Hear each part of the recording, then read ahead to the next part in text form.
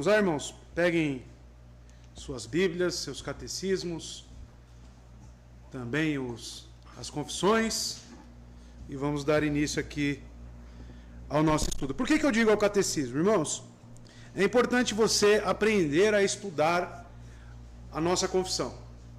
Às vezes a nossa confissão ela não vai trazer detalhes sobre o que ela está querendo passar. Quem que vai esclarecer? O catecismo. O catecismo é baseado na confissão, principalmente o ortodoxo, tá? Então o ortodoxo é um complemento daquilo que nós aprendemos com os textos nos parágrafos, tá? Em cada capítulo.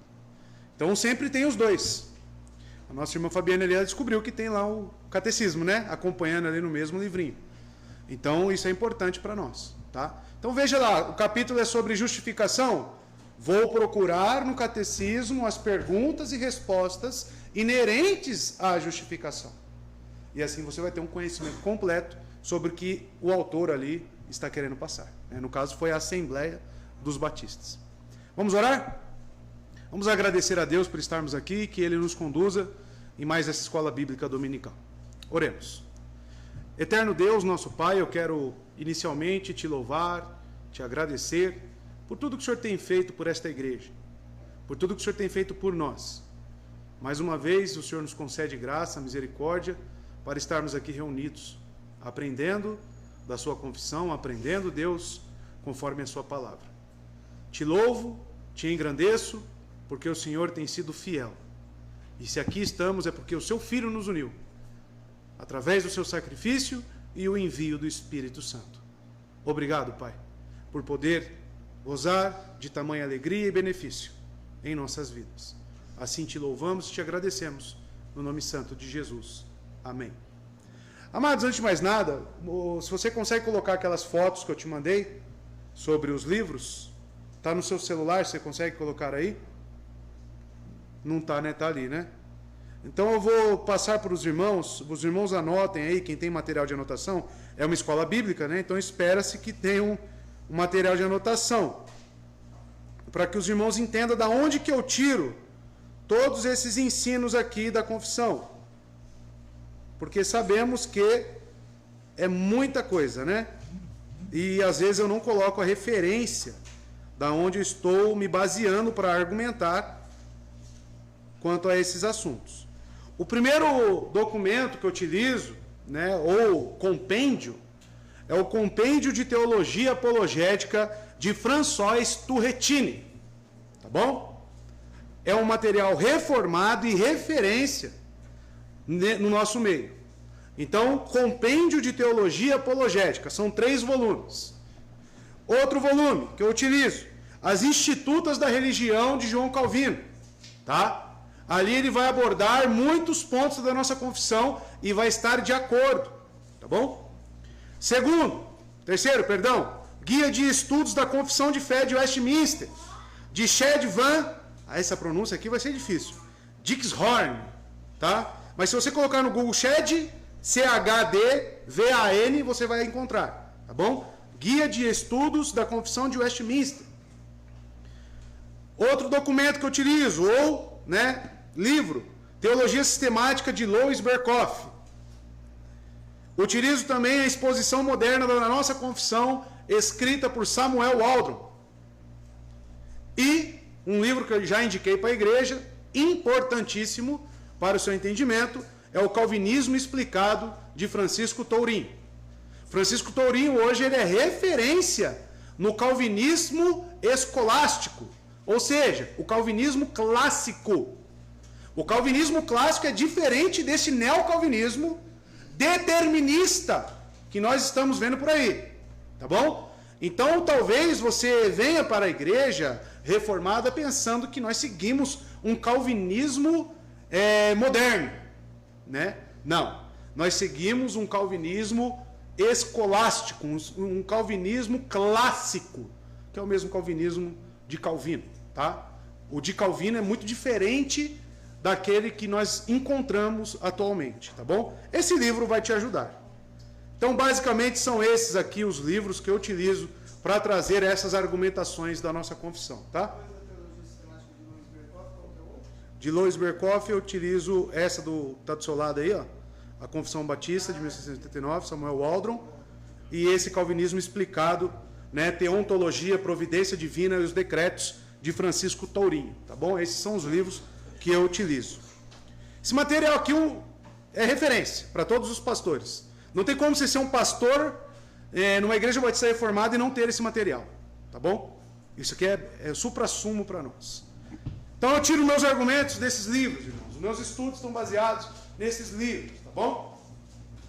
Continuando. Quarto parágrafo, meu filho.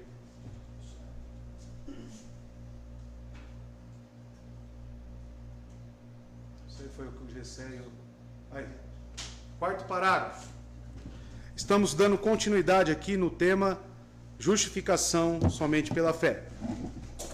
Quarto parágrafo vai dizer: Deus, desde toda a eternidade, decretou justificar todos os eleitos. E Cristo, na plenitude do tempo, morreu pelos pecados deles e ressuscitou para a sua justificação. No entanto, eles não são justificados pessoalmente, até que o Espírito Santo, em devido tempo, efetivamente aplica-lhes a Cristo. Como é que eu devo estudar a confissão? Olhando para esse texto, quais as perguntas que você tem que buscar entendimento? Sobre o que ele está falando aqui? Quais são os pontos-chave? O que você circularia aqui para poder fazer uma explanação deste parágrafo? O que os autores, né, a assembleia da nossa confissão, a reunião entre aqueles teólogos, o que eles queriam passar de ensinamento através deste parágrafo?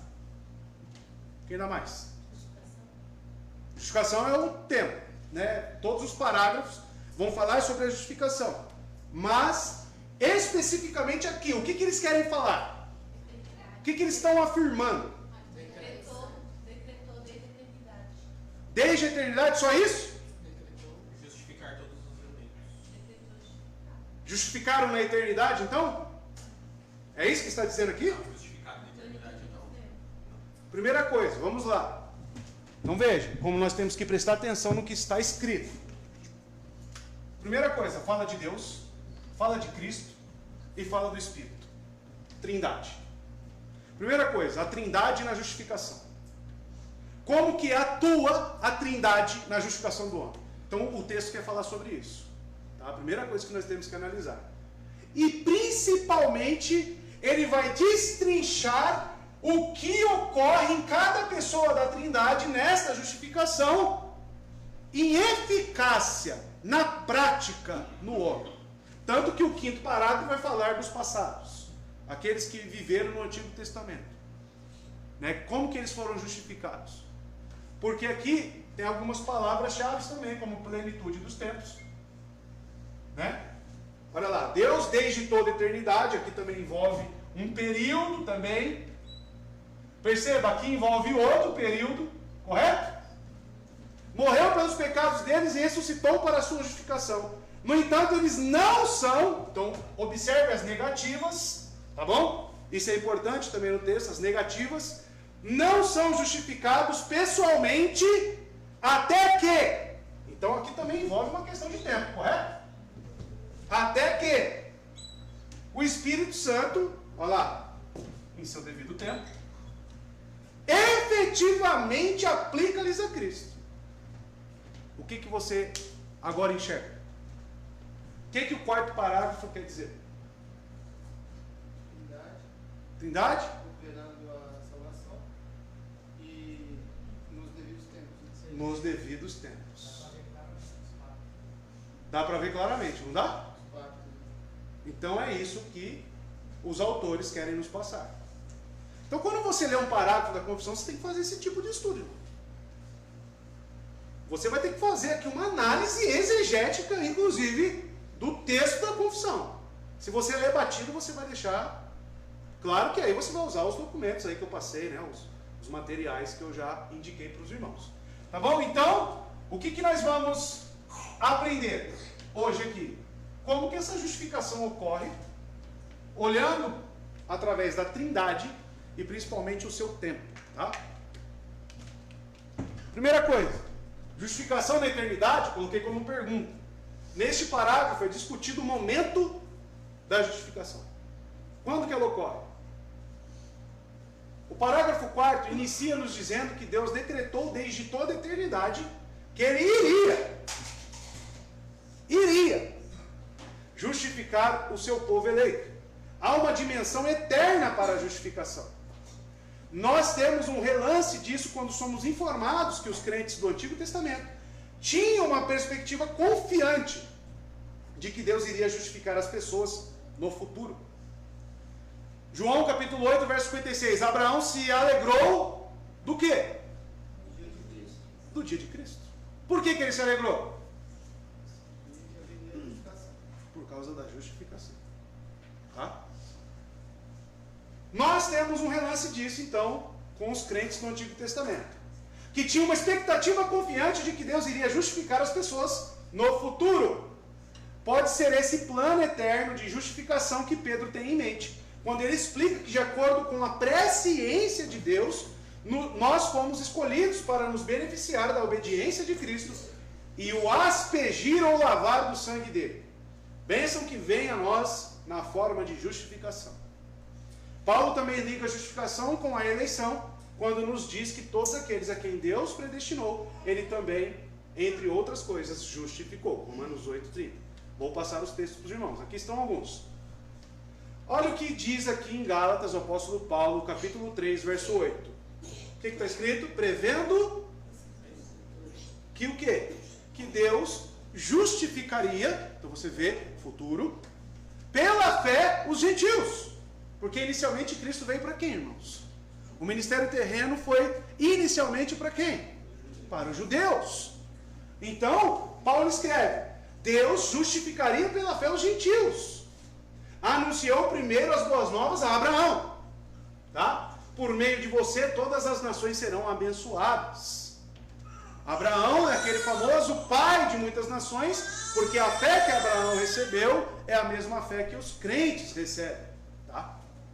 1 Pedro, capítulo 1, verso 2. Escolhidos de acordo com o pré-conhecimento de Deus, Pai, pela obra santificadora do Espírito, pela obediência a Jesus. Está enxergando a Trindade ali? No texto de Pedro? Para a obediência a Jesus Cristo e a aspersão do seu sangue, graça e paz lhe sejam multiplicadas. Ainda assim, nós vemos, ainda em 1 Pedro, capítulo 1, 19 e 20. Mas pelo precioso sangue de Cristo, como de um cordeiro sem mancha e sem defeito, conhecido quando? Antes da criação do mundo. Então tem um aspecto, né, deste envio do Filho de Deus antes da fundação do mundo. Tem um aspecto na eternidade, irmãos. Apocalipse 13 vai dizer que o Cordeiro de Deus morto antes da fundação do mundo. Então assim nós começamos a olhar que tem alguns aspectos quando eu falo da justificação, que deve ser distinguido cada um deles, é o que a confissão está fazendo. Ela está olhando perante três prismas.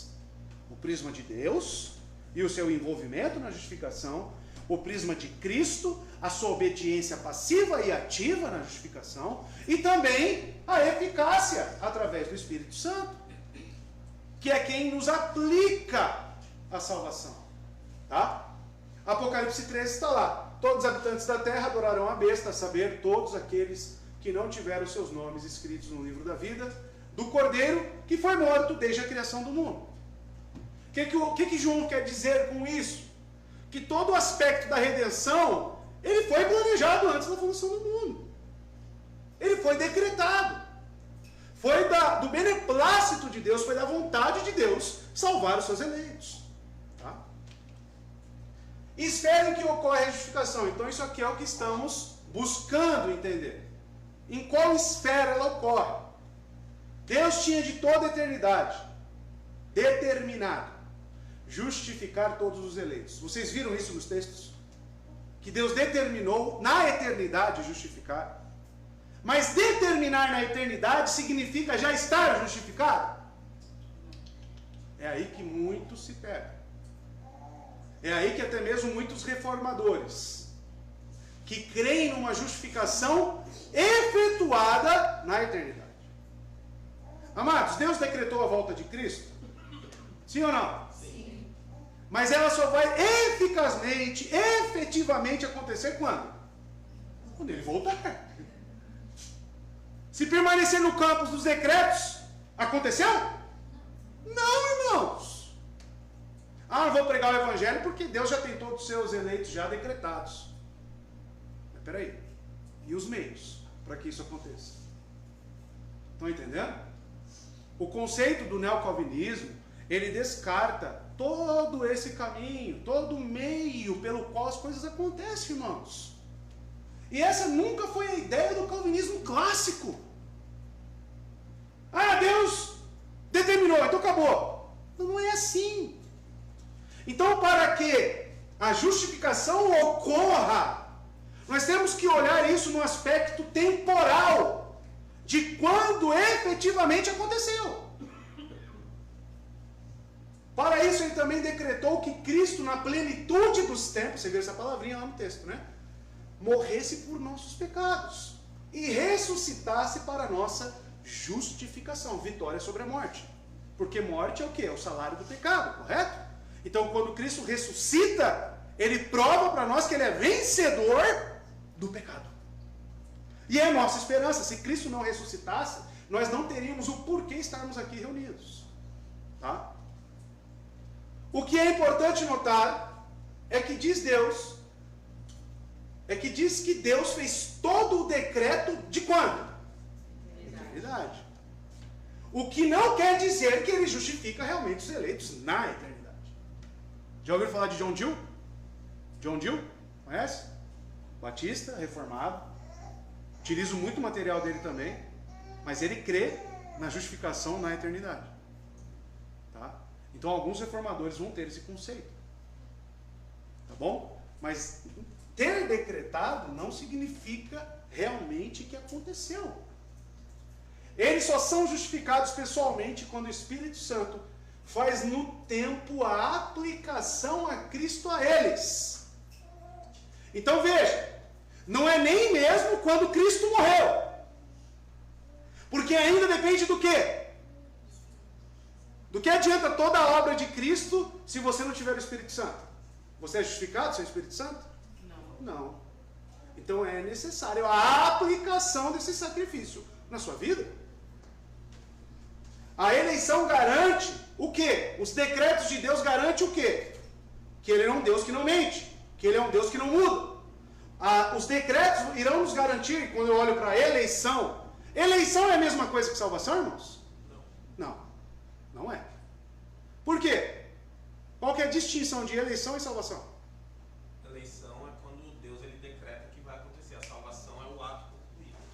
Estão relacionadas? Sim. Com certeza. Porque se Deus decreta, é infalivelmente certo de que irá acontecer. Só que, para fins didáticos, eu tenho que separar as coisas, irmãos. Senão na sua cabeça vai virar uma salada. Tá?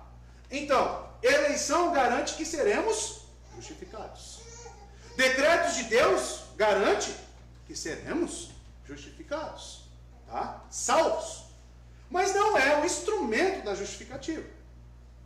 A questão quanto à esfera em que ocorre a justificação, ficou repetido aqui, deve ser respondida com discriminação, com detalhes, cada coisa no seu lugar, estão entendendo? É costume distinguir entre uma justificação ativa e uma justificação passiva. O Felipe falou semana passada sobre a obediência ativa de Cristo e a passiva. Tá? Quando eu olho para a justificação, ela também tem os dois aspectos. Por quê? Por um lado eu tenho os decretos de Deus e por outro lado eu tenho a eficácia, isso acontecendo. A mesma coisa com Cristo. Vocês concordam comigo que a plenitude dos tempos ela também tem um aspecto antes da fundação do mundo e ela também tem um aspecto dela acontecendo. Isso é o que nós chamamos de pacto da redenção e pacto da graça. Pacto da redenção é o que, irmãos? Já estudaram. O que é o pacto da redenção? Da unidade na eternidade, onde foram determinados os decretos. Que decretos? O que está envolvido no pacto da redenção entre a Trindade? As pessoas envolvidas então é a Trindade. Mas qual que é o acordo no pacto da redenção? A ação de cada um. Hã? A ação de cada um. A ação de cada um para quê? Qual que era o propósito, a finalidade? Para a eleição. Para a redenção dos eleitos. E isso envolve salvação, purificação, expiação dos pecados. Então foi um acordo. Deus apresentou o projeto, vamos visualizar assim.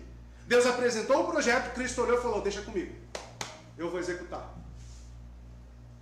E ele fez isso de que forma? Isso é ativo ou passivo? Voluntariamente. Ele se sujeitou a morrer na cruz. E o Espírito Santo também falou, ó, depois de tudo isso, eu aplico o que você fizer. Eu aplico nas pessoas tudo aquilo que você conquistar na cruz. Que também foi voluntário. Tá? Esse é o pacto da redenção. Mas se ele ficasse só na eternidade, do que valeria? Porém, aí tem o pacto da graça, que contém as promessas de que viria o Redentor, de que o Espírito Santo também seria derramado sobre a igreja, não é isso? Ezequiel 36, Joel capítulo 2, aí vamos em Atos dos Apóstolos, capítulo 2, onde acontece efetivamente isso. O derramar do Espírito Santo. Ou seja, a aplicação. Cristo diz o quê? Eu preciso ir para que Ele venha. Venha para quê? Para concluir a obra. Mas eu consigo analisar só do âmbito do pacto da redenção. Eu consigo discriminar as duas coisas. Os teólogos vão dizer que o pacto da graça é a execução no tempo do pacto da redenção. Tá? Pacto das obras, aí vocês lembram que é lá com Adão, é condicional ao homem, tá? É um pacto feito de Deus para com o homem. Então é isso. Olha Romanos 8,30. Aspecto da eternidade, da justificação. E aos que predestinou, Deus predestinou de onde? Quando? Em qual tempo? Quando ocorre? Nós sabemos que a predestinação calvinista clássica, ela não é conforme a presciência de Deus. Porque é isso que os arminianos arrogam, não é? Que Deus espera acontecer para se tornar um decreto. Não. A presciência de Deus é justamente porque Ele já decretou os feitos, os fatos ocorridos. Tá? E aos que predestinou também, chamou na eternidade ou no tempo? Aqui, Cronos. Chamado, já vi, acabamos de sair do capítulo sobre o chamado eficaz. Ele ocorre como? Quais são os dois elementos fundamentais para o chamado eficaz? Palavra e Espírito. Então era necessário, então olha, veja aqui. Eternidade, depois tem uma vírgula, também chamou, isso já é no tempo. E aos que chamou, também justificou, está antes de tudo, irmãos? Não está. E aos que justificou também? Isso aqui já aconteceu comigo com você? Estão entendendo? Está discriminado em Romanos 8,30. Paulo separou. Paulo fez cada etapa, cada coisa no seu lugar. Gálatas 4,4, olha o tempo. Mas quando chegou a plenitude do tempo, Deus enviou seu filho. Nascido de mulher, nascido debaixo da lei. Nascido debaixo da lei. O que isso significa? Obediência ativa ou passiva? Passiva? Ativa, porque ativamente ele sabia o que tinha que fazer, porque a lei veio dele, ele é o princípio ativo de tudo, e ele executou. Os irmãos dele chegou lá em João capítulo 7, vamos descer para Jerusalém, tem a festa do tabernáculos, está acontecendo, e ele foi? Claro que foi, depois, mas foi, ele obedeceu, de como? Ativamente. Tá? Então veja isso. Ressurreição. Romanos 4,25. Ele foi entregue à morte por nossos pecados e ressuscitado para a nossa justificação. A ressurreição, como eu disse, ela é a vitória sobre a morte. Está envolvido, então, na justificação, a ressurreição de Cristo? Sim. A obra de Cristo é completa, irmãos. Ela não pode... Para a explicação eu posso discriminar, por exemplo, expiação é uma coisa, propiciação é outra, mas eu tenho que olhar o todo.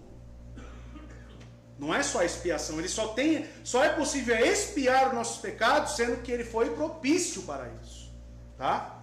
Então, para que você entenda com mais clareza, você precisa definir muito bem cada ponto e depois juntar tudo. Tá? Romanos 4:25, ele foi entregue, né, como eu li, por nossos pecados, ressuscitado para a nossa justificação. Tito 3, verso 4 a 6. Quando se manifestaram a bondade e o amor pelos homens, da parte de Deus, nosso Salvador, quando se manifestaram, tempo, não por causa dos atos de justiça, por nós praticados, mas devido à sua misericórdia, ele nos salvou pelo lavar regenerador e renovador do Espírito Santo. Então, justificação envolve o Espírito Santo, tá? Que ele derramou sobre nós generosamente, por meio de Jesus Cristo, nosso Salvador. Tá? Então vamos lá, justificação ativa e passiva. Tá? Pode esquecer aqui o objetivo, tá? Para ficar mais claro. Só fica com ativo aí. Tá bom? Esta é a justificação no sentido mais fundamental da palavra. Consiste numa declaração que Deus faz a respeito do pecador. Declaração feita no tribunal de Deus. Não se trata de uma declaração que Deus simplesmente absolve o pecador, sem levar em conta as reivindicações da justiça, mas sim de uma declaração divina, de que no caso do pecador, em foco, as exigências da lei são satisfeitas. O pecador é declarado justo em vista do fato de que a justiça de Cristo lhe é imputada. Por isso que ele morreu no madeiro. Entenderam, irmãos? Justificação ativa, você tem que olhar apenas para Deus. E o que ele declara judicialmente da sua pessoa. Ponto. É só isso. Ativamente. A justificação ativa é a declaração de Deus num tribunal, onde ele olha para você como um pecador, um transgressor da lei, e olha para Cristo, que cumpriu tudo o que ele disse, e aceita o que Cristo fez e lhe imputa. Então você olha justificação ativa apenas do prisma de Deus. Tá bom? Nessa transação, Deus comparece não como um soberano absoluto, que simplesmente põe de lado a lei, mas como um juiz justo, que reconhece os méritos infinitos do homem, de Cristo, como uma base suficiente para a justificação. Qual que é a base, então, para a justificação? Os méritos de Cristo. E que méritos são esses? Obediência à lei. Amados, você, quando pensar em justificação, você tem que pensar num tribunal. Quando você pensar em justificação, você tem que pensar, existem leis que homens não cumprem. E que são, por este fato, condenados. Não é isso também na nossa esfera humana? Nos Estados Unidos é mais rigoroso, né? Se você passar no sinal vermelho, tomar multa de trânsito, não é que nem aqui no Brasil, que é uma bagunça. Só manda lá uma cartinha para você e fala, ó, paga aí, desconta os pontos da sua carteira, tá tudo certo. Nos Estados Unidos você comparece num tribunal perante um juiz. Você já deve ter visto aí vídeos, né, quanto a isso. E você tem que responder.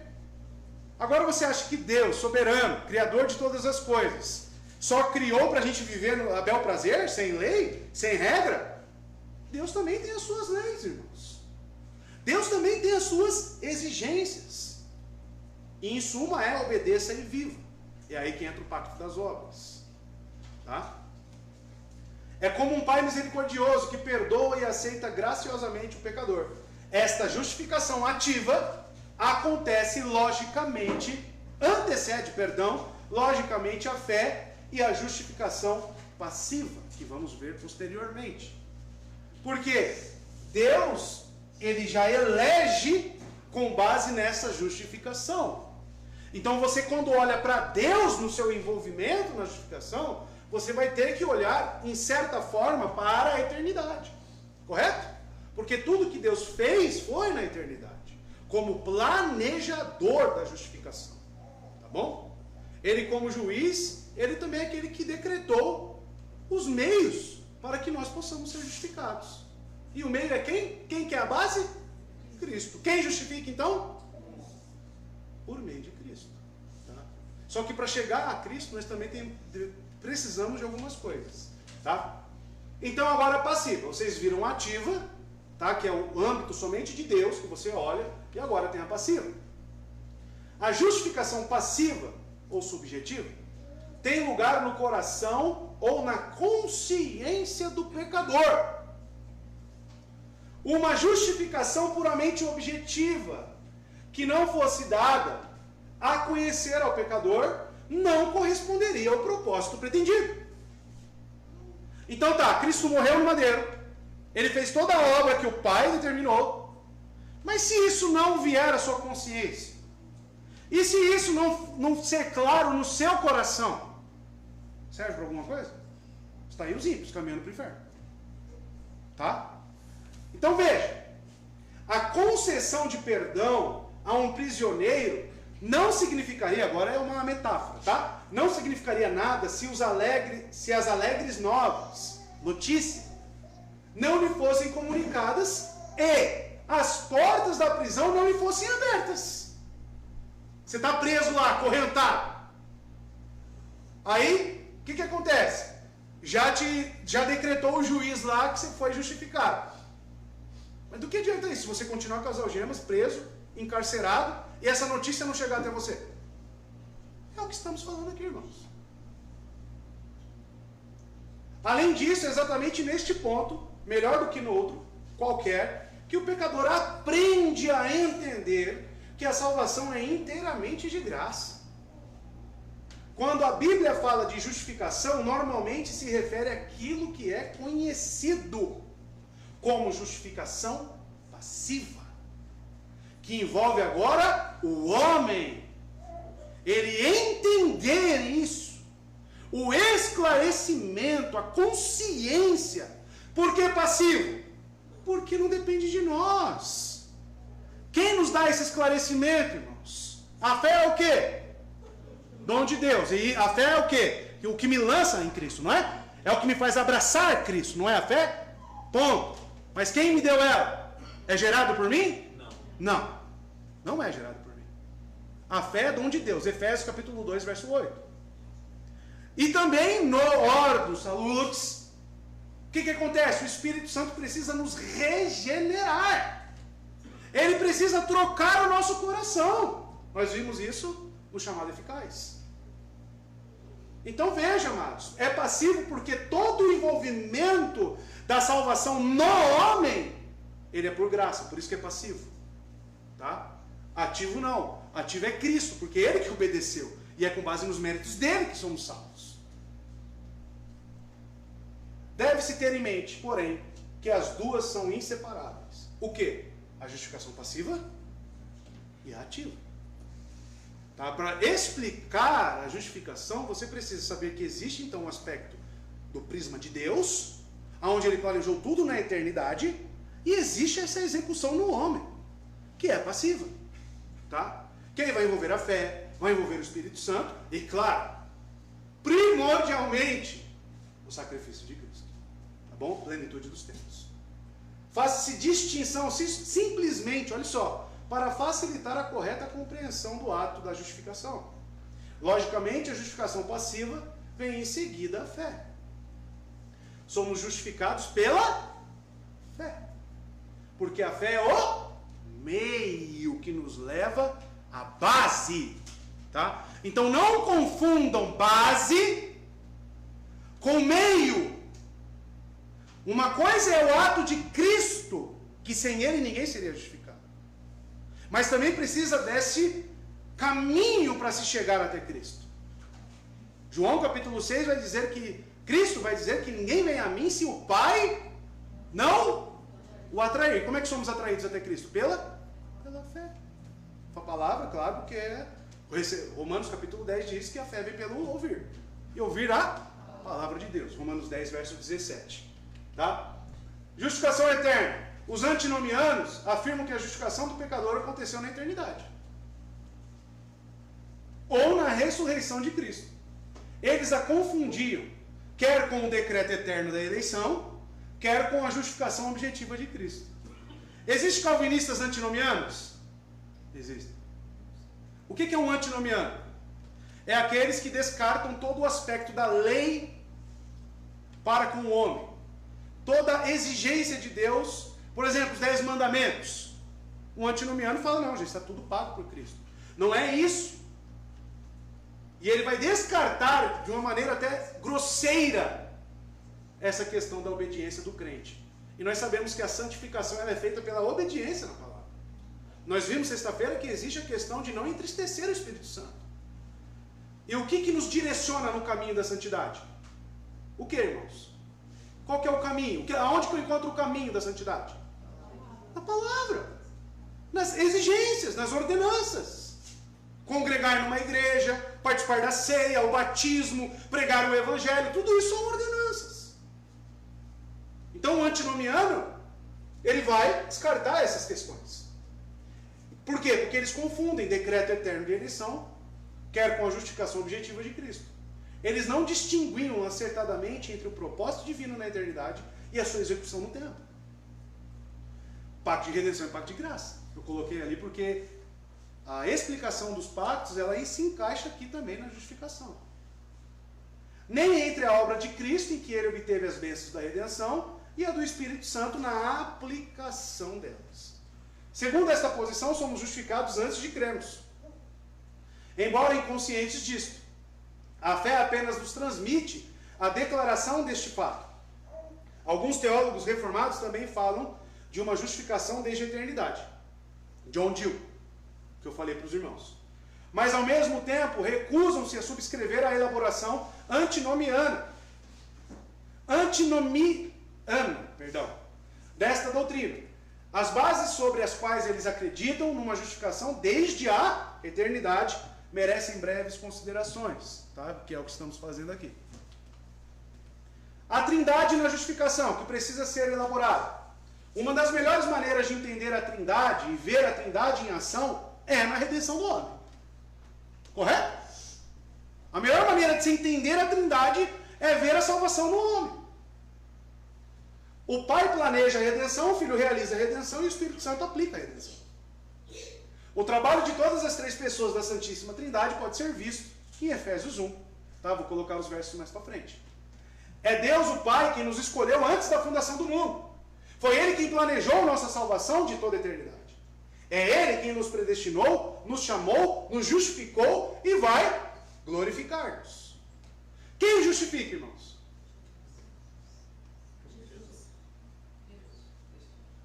Cristo, Deus, Espírito Santo. Quem justifica, irmãos? Justificação é o quê? Qual é a definição da justificação? Fala, Fábio, em alto e bom som. Um ato judicial de Deus em declarar o pecador inocente com base nos méritos de Deus. Isso.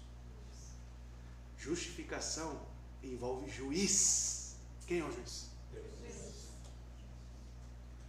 Quem justifica é Deus. Claro que ele vai usar o sacrifício de Cristo. Só que muitos falam, é Cristo, é Cristo, é Cristo. Nós falamos, claro, isso não está errado. Porque ele é a base da justificação. Mas a definição de justificação é um ato judicial de Deus. Ponto. Tá? E isso foi feito por Deus na eternidade. Essa é a parte de Deus. Olha lá, Efésios 1 que eu falei que ia colocar. Bendito seja o... Você percebe que Paulo, ele identifica a primeira pessoa da Trindade. Deus, o Pai. Não é Deus o Filho, nem Deus o Espírito. De nosso Senhor Jesus Cristo, que nos abençoou com todas as bênçãos espirituais nas regiões celestiais. A base aqui, ó. Em Cristo. Porque Deus nos escolheu, Deus, nele antes da criação do mundo. Isso aqui envolve infalivelmente a justificação do tempo? Sim. Mas significa que ocorreu na eternidade? Não. É nisso que as pessoas se perdem. Para sermos santos e irrepreensíveis em sua presença.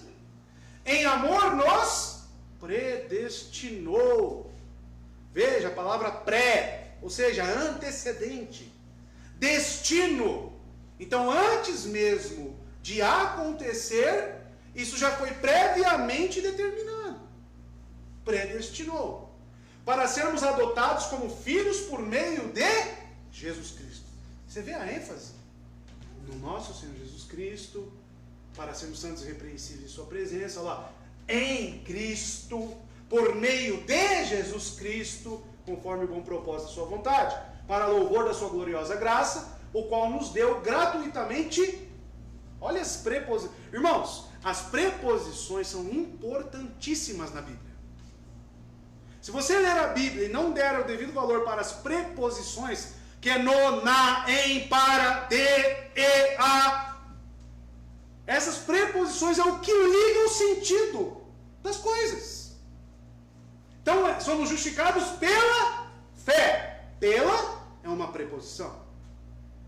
Em Cristo, uma outra preposição. E você precisa dar o devido valor a isso. E Paulo faz isso muito, muito bem. Deus Filho na obra da justificação é Deus Filho que obedece perfeitamente e ativamente ao Pai, em realizar tudo o que o Pai havia enviado. João 17, ele fala isso. Foi Ele quem deu sua vida, não foi Cristo que deu sua vida? É Ele quem dá a vida a nós, não é? É Ele quem intercede pelos eleitos. É Ele quem media entre o Pai e o homem. Tá? Depois tem todos os textos que você pode confirmar. É dentro e através dele que nossa redenção é encontrada. Porque Deus imputa no pecador, o ato judicial é o quê? Imputar no pecador os méritos de quem? De Cristo. Tá? É para Ele que o Pai nos atrai. Não é por nada. É para Jesus. É Ele quem ressuscita todos aqueles que foram dados pelo Pai. É Ele quem nos mantém na fé. Hebreus capítulo 1, verso 3. Ele sustenta todas as coisas pelo poder da sua palavra. Sustentar ali não é só carregar um peso, mas a correta interpretação é levar a cabo, levar a acontecimento. Cristo é quem ativamente está executando ainda hoje os decretos de Deus. A providência divina está nas mãos de Cristo para a execução, tá? Efésios, no mesmo livro, Paulo vai dizer: nele temos a redenção por meio do seu sangue. Nele quem? Quem é o sujeito aqui? Cristo. O perdão dos pecados de acordo com as riquezas da graça de Deus. Então você vê que ele adquire para nós as riquezas da graça de Deus. Por isso que ele é um mediador. A qual ele derramou sobre nós. Cristo derramou sobre nós. Com toda a sabedoria e entendimento. E nos revelou o mistério da sua vontade de acordo com o seu bom propósito, que ele estabeleceu em Cristo. Isto é, de fazer convergir em Cristo todas as coisas. Por isso que todo joelho se dobrará, toda língua confessará, toda obra de Deus, ela aguarda ansiosamente pelo quê? Romanos capítulo 8 diz isso. Que a criação geme, já leram isso? Aguarda com expectativa a volta do Senhor. Porque Deus assim determinou. E assim aguardamos. Celestiais ou terrenas, na dispensação da plenitude dos tempos, nele fomos também escolhidos. Você percebe que Paulo em Efésios 1, ele trata de todos esses aspectos. Aspectos eternos, porque fala de eleitos, escolhidos, predestinados. Efésios capítulo 1 aborda tudo. E não só na eternidade. E é assim que devemos olhar para a justificação, irmãos. Aqui seria Deus Espírito, né? Que nos aplica o trabalho realizado pelo Filho. Ele é quem nos convence, Ele é quem nos regenera. Ezequiel 36. Ele, o Espírito, é quem aplica as palavras de Cristo a nós. Sabe a ilustração do cara na cadeia, acorrentado?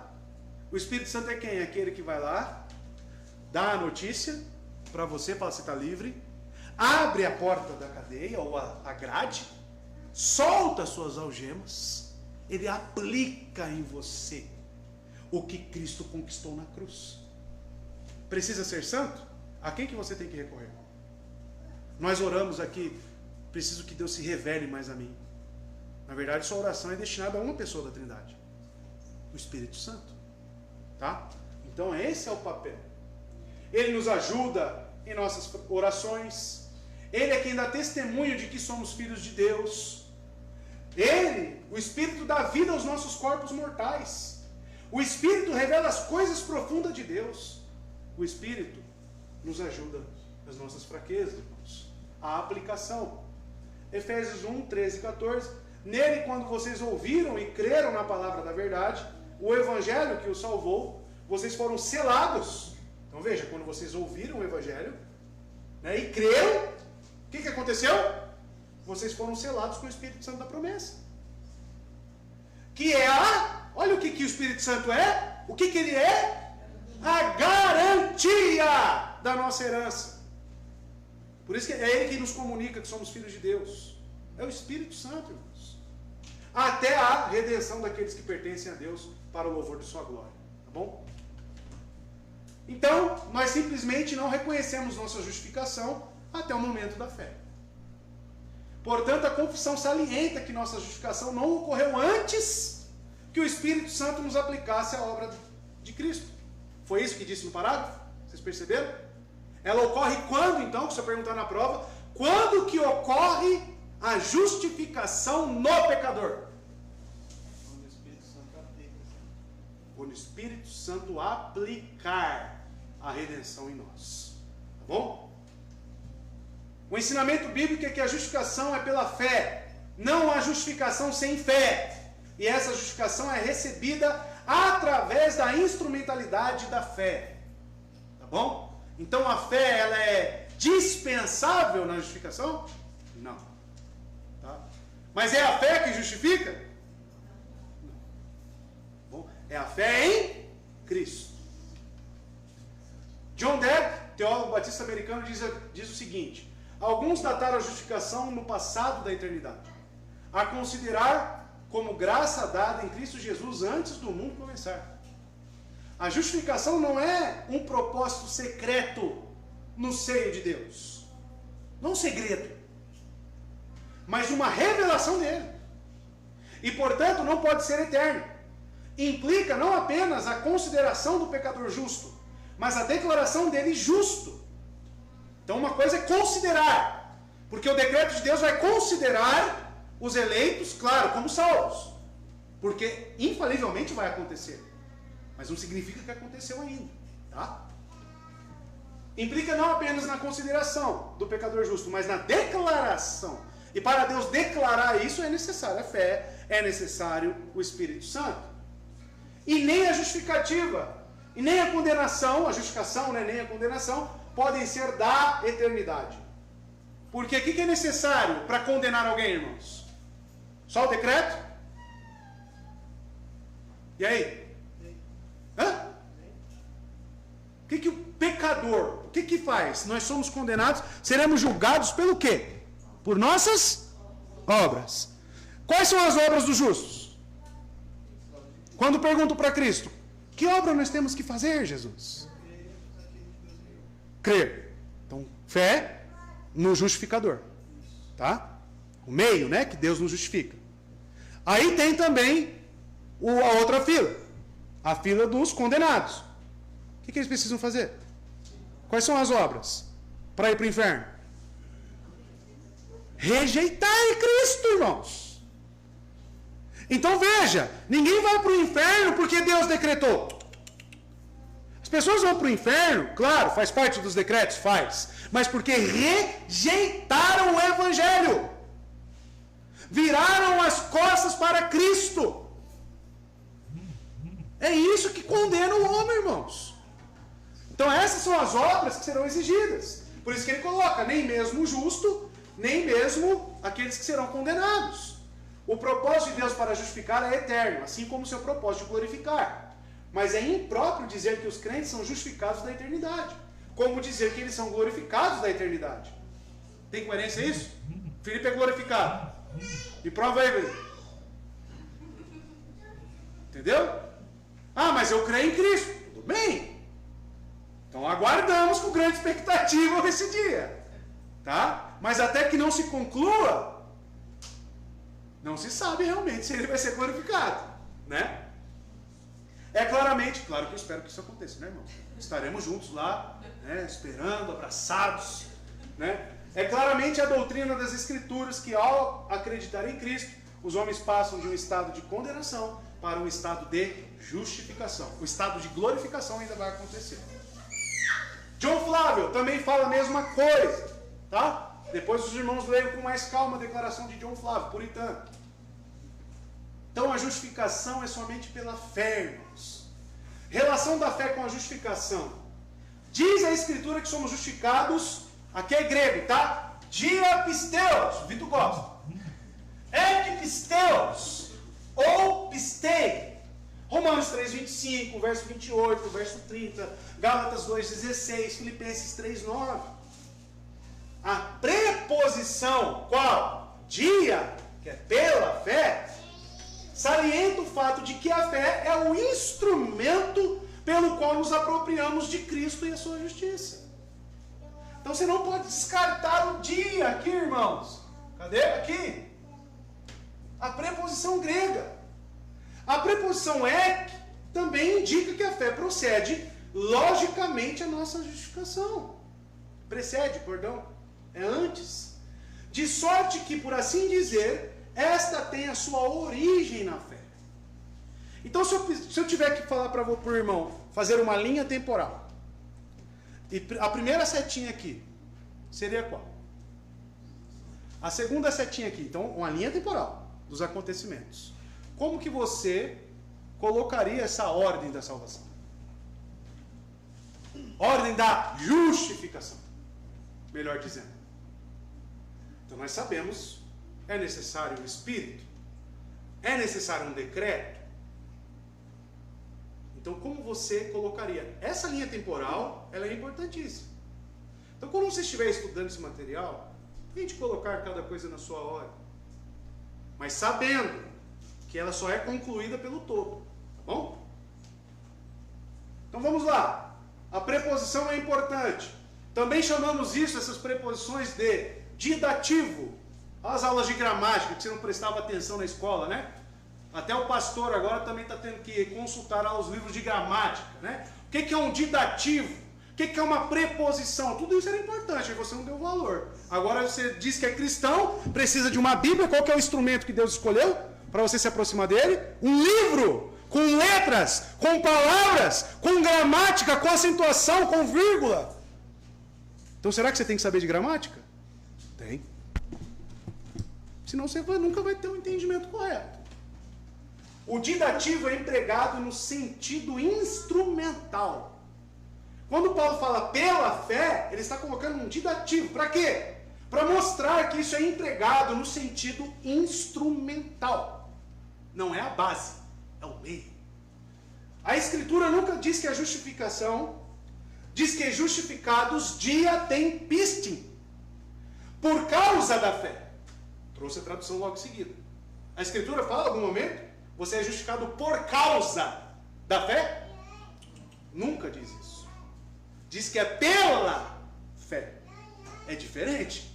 Por causa pela não é diferente? Talvez você pense que é tudo igual, mas não é, irmão. Quer dizer que a fé nunca é apresentada como a base da nossa justificação. Mas o final aqui é importante. Se fosse a fé, isso aqui é um trecho da teologia sistemática de Louis Berkhoff, tá? Se fosse a fé, teria que ser considerada como uma obra meritória do homem. E isso seria uma introdução da doutrina da justificação pelas obras, a qual o apóstolo coerentemente e consistentemente se opõe. Nós não pregamos Gálatas aqui? Os irmãos viram como que ele trata a salvação pelas obras. Mas a fé é tão absolutamente receptiva na apropriação dos méritos de Cristo que pode ser colocada, coloquei até de amarelo, né, irmãos? Figuradamente, porque envolve o todo, no lugar dos méritos de Cristo. Figuradamente. Por que figuradamente? Você é justificado por quê? Pela fé. Subentende-se que pela fé não pode descartar o objeto da fé, que é Cristo. Por isso que é figuradamente. Tá?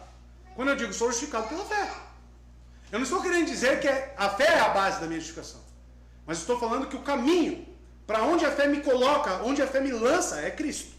Tá? Então é isso. Que diz e recebe. A fé então fica equivalendo ao conteúdo da fé, isto é, aos méritos da justiça de Cristo. Figuradamente. Tá bom? Isso aqui é o que o Lois Berkhoff colocou. Aqui eu fiz uma análise, tá? Utilizando o dicionário Strong, tá? De Romanos 3:25.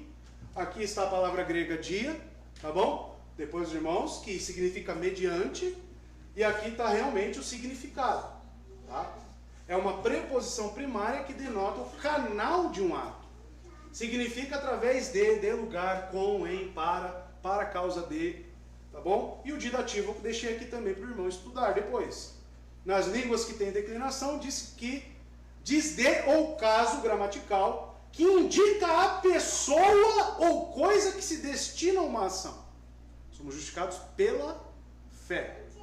Então, se é um didativo, ele está indicando, o que diz lá? Uma ação ou uma pessoa. Que é quem?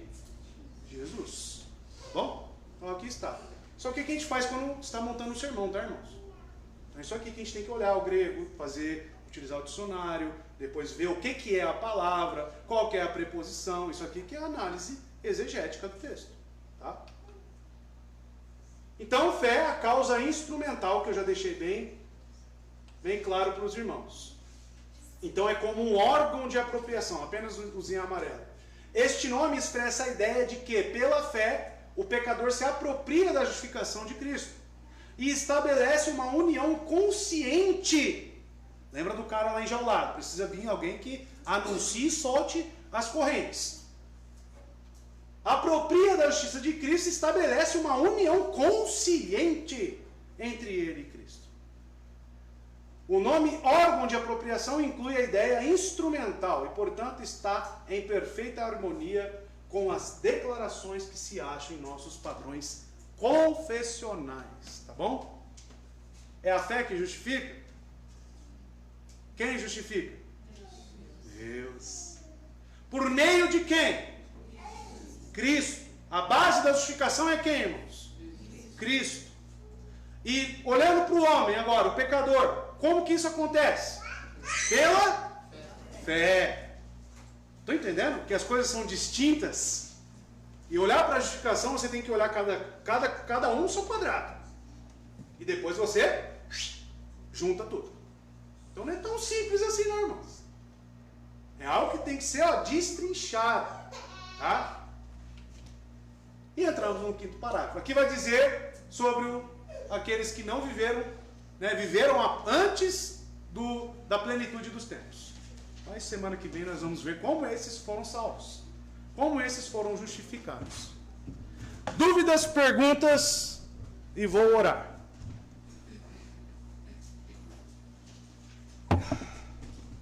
Pode acender aí, Rodrigo. Dúvidas? Não tem? Posso soltar a prova então? Tudo certo? Pode perguntar, irmãos. O que é a justificação ativa? O que? Hã? Pode falar. O ato de Deus declarar o pecador como justo. De que forma? Imputando os méritos de quem? No pecador.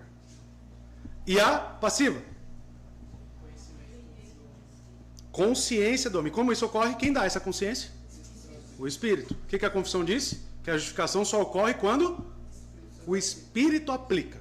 Tá bom? Acho que vale a gente voltar lá no texto base, né? Depois de todo o ensino, né? Aqui.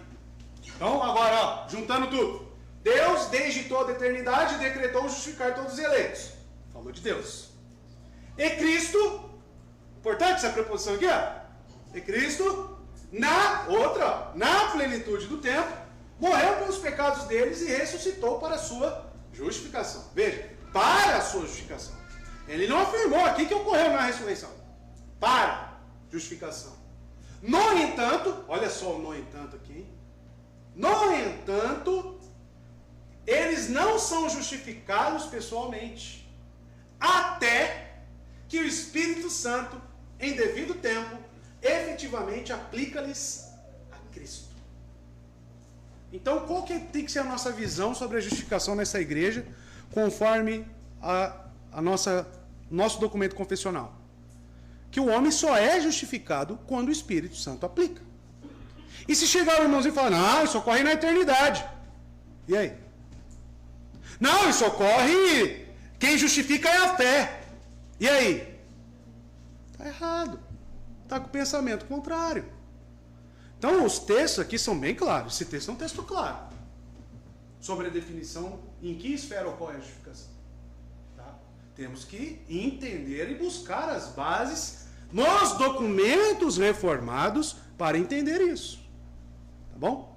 Então, a justificação só ocorre quando o Espírito Santo aplica em nós isso. Ah, e as crianças, pastor? Quem disse que Deus não regenera elas? E os incapazes, que vimos lá no chamado eficaz? Deus, de uma forma especial, regenera essas pessoas, conforme a sua vontade. Tá bom? Mas tem que nascer, né? Não sei, viver uma semana na barriga, não sei. E Deus pode ir lá e salvar.